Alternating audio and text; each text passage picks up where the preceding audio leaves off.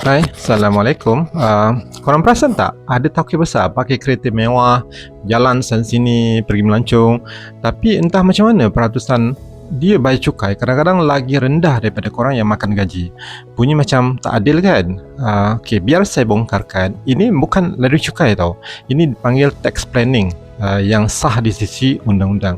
Ceritanya macam ni, untuk korang yang makan gaji, formula korang adalah dapat gaji tolak cukai baru boleh belanja. Maksudnya LHDN kira cukai atas pendapatan kasar korang.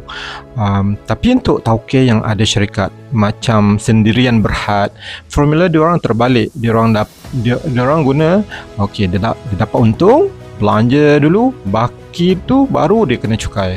Dekat bahagian belanja inilah terletaknya rahsia besar orang kaya.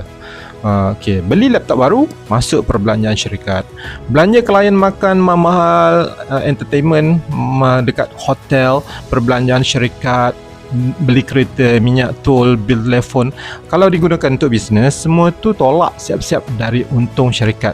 Jadi jumlah duit yang tinggal untuk dikenakan cukai itu jadi semakin kecil, semakin sikit.